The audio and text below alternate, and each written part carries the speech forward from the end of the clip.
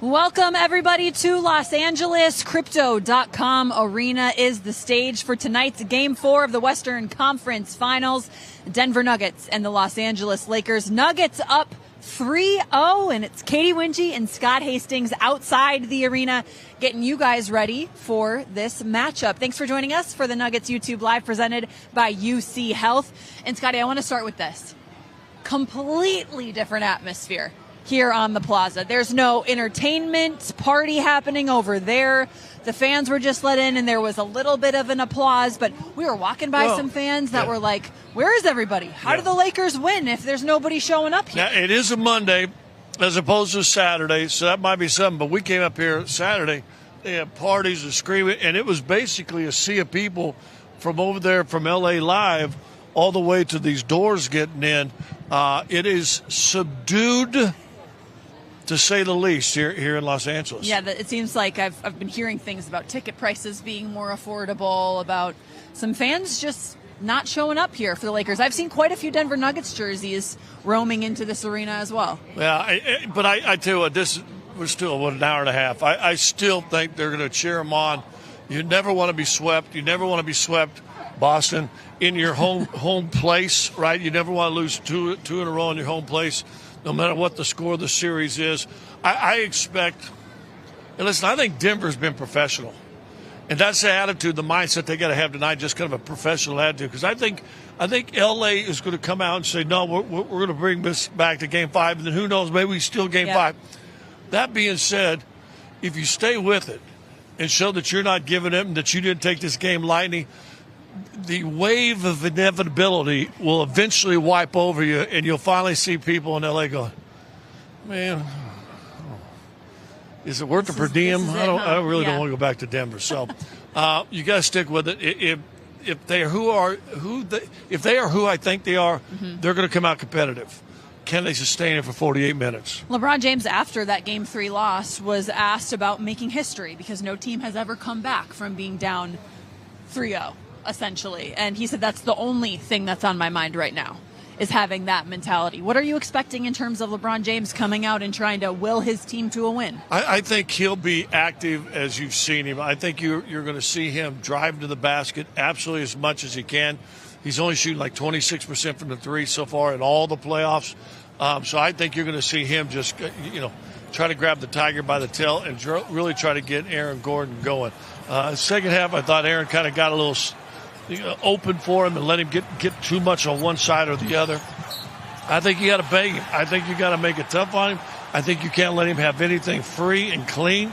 And even him, who knows? Remember the word, wave of inevitability. It's so good. That's so good. Isn't that good? Well, that's it's good really good. Washing over you, especially because we're near the beach. Right.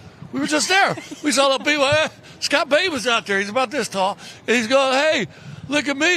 They're filming. And all of a sudden, the wave, boom, just hits him. Surfs up, just knocked out. He was strong for a little bit. Yeah. And then all of a sudden, what's up, guys?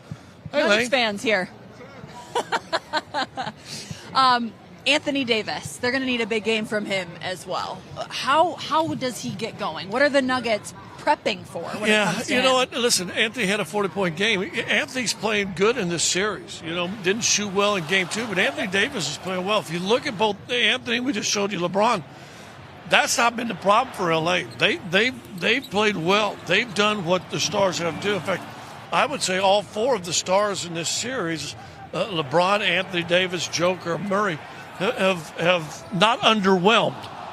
It's the other people that I think has been the difference. So I expect Davis to be Davis. If he goes out, he wants to go out and make sure that he, has a nice summer, a winning summer, but we will see.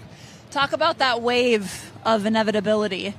How is this Denver Nuggets team just playing better than the Los Angeles Lakers, and how do they keep that going? How do they have that show up here in Game 4?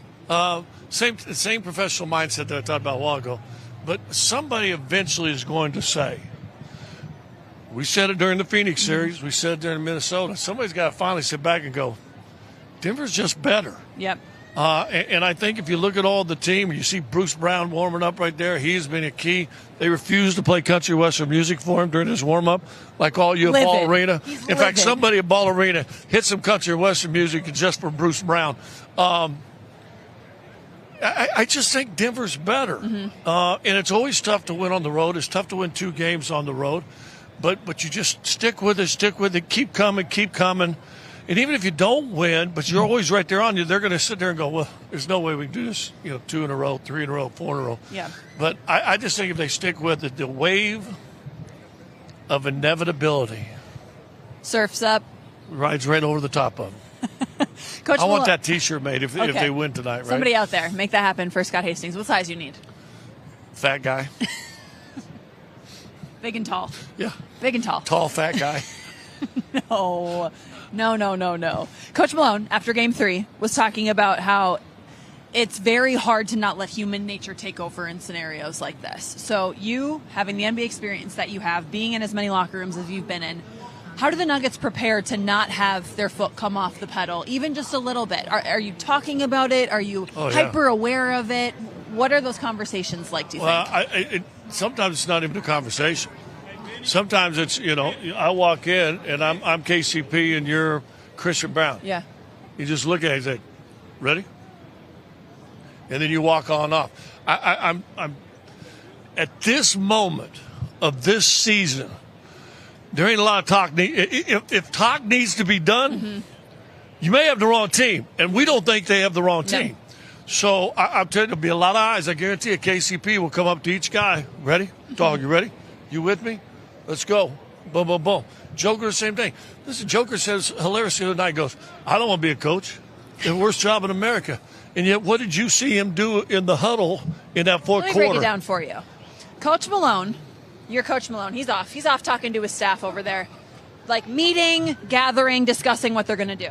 Nikola Jokic is with his teammates on the bench, takes assistant coach Charles Klask's whiteboard, turns, and is drawing up the plays for all of his teammates, which are as engaged as they've ever been, listening into what Nikola Jokic is saying. So what did Nikola Jokic say? Well, he said, we're going to go to the Jamal Murray and me 2-man game, but here are the options out of it that I want us to really focus in on. Here are the actions, here are the looks. The Nuggets went on those next 3 possessions to score in the 2-man game all 3 times. Well, one of the things I think you'll see if they go that play, I think you'll see LA try to jump Murray. Hachimura, whoever, will try to front Joker. That's fine because you now have 3 guys on 2. If someone will flash to the top of the key, grab the ball face, you now have kind of a half-court set, fast break, and now you just go. You're going to stop him from the rim? No, I'm going to lay it up. You're going to slide over? Boom, bounce pass, dunk Gordon. Are you going to come over, seal down on Gordon? Boom, outside 3. Make your shots. No one should be able to trap you if you make good passes and make your shots, and it's gotten teams out of traps throughout the history of basketball. Well, you just saw Bruce Brown warming up right there, practicing going against traps, practicing going against pressure. And Bruce Brown and what he's been able to do and handle off the bench for the Denver Nuggets, you need that again. Yeah, you'll need it for 5 more wins, to be honest with you. So he started playing downhill. I loved him when I talked to him after Game 6. He said, I didn't like how I played in Game 5. I had 5 points.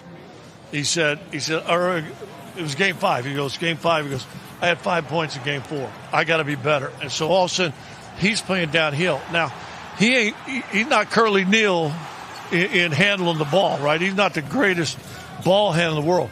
So I expect LA to try to pressure him more, like they've been doing Murray, and see if he can handle that as kind of the quasi backup point guard. Yeah, he's as locked in as he's been, partially because the Lakers have been talking to him. He's been talking to the Laker bench. He hit that big 3, pointed to it, did the Austin Reeves celebration, pointing to his vein, saying ice in his vein. He does have Lonnie Walker over there, who they went and played college together. Yes, they did. So there's nothing better than either beating your little brother or your best friend from college. Those are like the 2, and Andy Kilman. So little brother, best friend, Andy Kilman. Sure. And then Vic. Yeah. So best friend, little brother, Andy Kilman, Vic, and then whoever you want for 5. The list goes on and on and on. On and on and on and on and on. Nikola Jokic saying he doesn't want to be a coach. Were you surprised by that? No. You know, that was just a reminder. When this run is done, you better find a mailing address because that's about the only way you're going to get a hold of Nikola Jokic. Yeah. He's going to go home. He's going to be a dad. Yep. He's going to be a horse trainer. And Hopefully we'll get him back in the 10th anniversary of winning a championship and the 20th anniversary of winning a championship. But no, this is not his life. And that's why I think he can play so well, because he puts an importance on it from the tip to the end of the game. Mm-hmm. And then he's able to go away and say, now the most important thing in my life is my daughter. I can check out a little and my bit. wife. Yep. So that's the biggest key for him. And so nothing frazzles him. Yeah. Because he knows he's got life that's more important. Yeah. Speaking of coaches, let's hear from head coach Michael Malone now. He spoke to the media just a couple minutes ago about the pregame matchup. Michael, before Game 3, you talked about human nature. What is the requisite attitude you guys need to have to end this tonight? Just a mindset of going out there and taking it. They're not going to give us anything. Obviously, they're facing elimination, very dangerous team. So our mindset has to be the more aggressive team, and just overall, Mike, just take it mentality. They're not going to give us anything. Row 2 in the black. Hey, Michael, right here.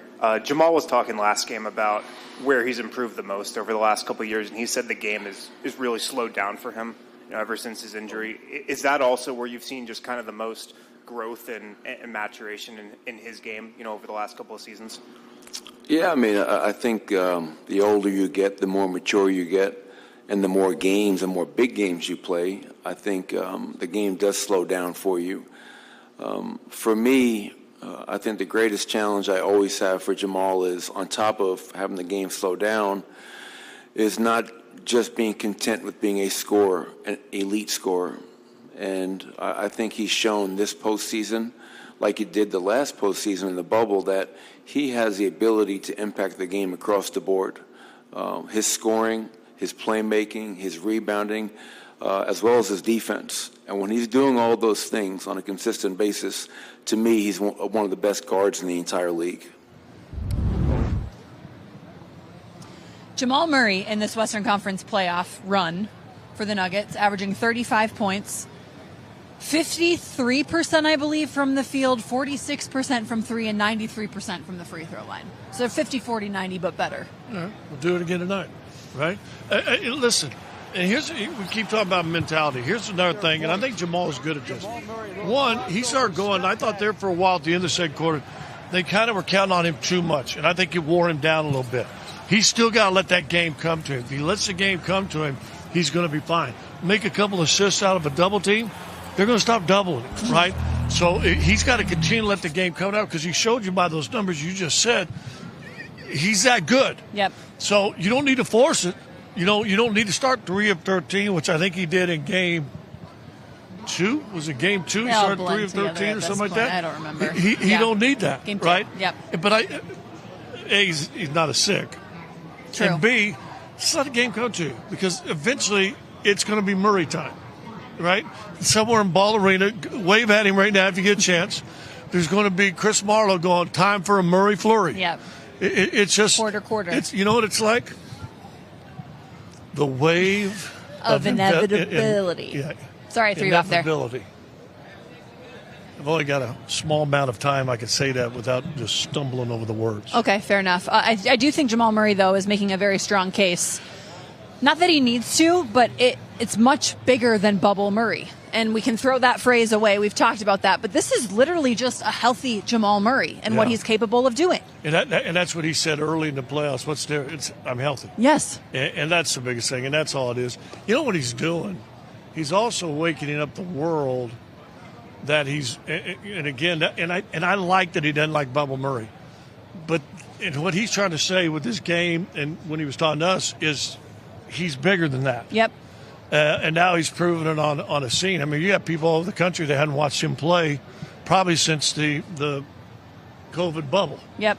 So now you got the whole – I mean, we got people in East Coast. I got people reaching me in the East Coast. Hey, come on the show. We didn't know the Nuggets are this good. I went,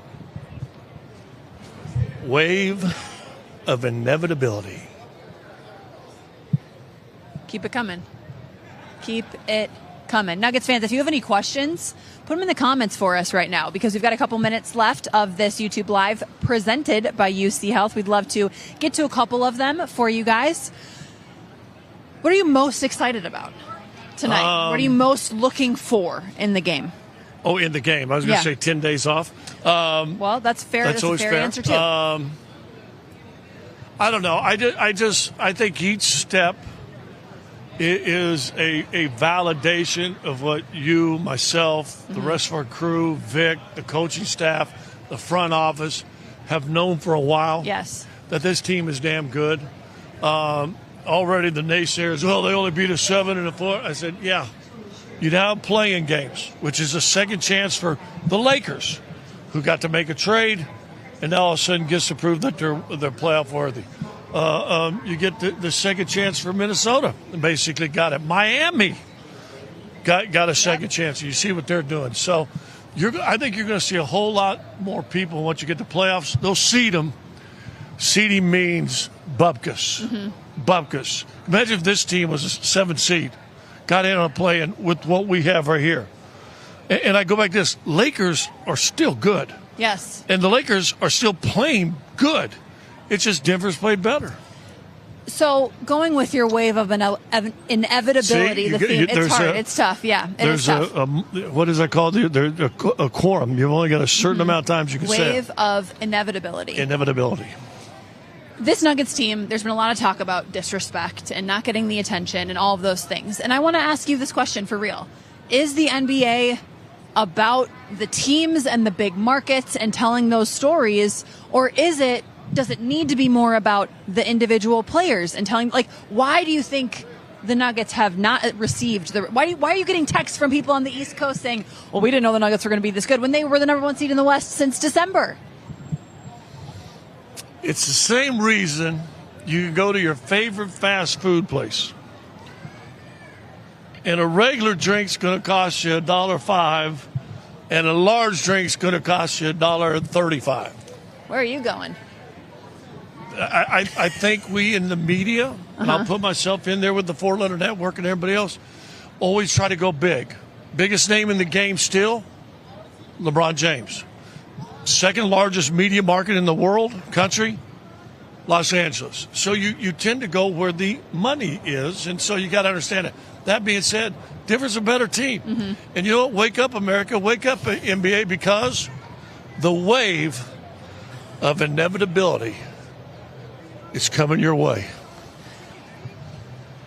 Just like that. Okay, so coming up, more coverage on the way for your Denver Nuggets. We just finished up this YouTube Live presented by UC Health. Turn on your TVs in just a couple minutes to Altitude TV. Full hour-long pregame show for you, previewing this Game 4 matchup. You'll hear from players, features from us here in LA, and then after the game, at least an hour, probably more, of the Locker Room Report. So be sure to tune into that. Altitude TV, we've got your coverage all season long. We've had it, and we've got it still coming for you.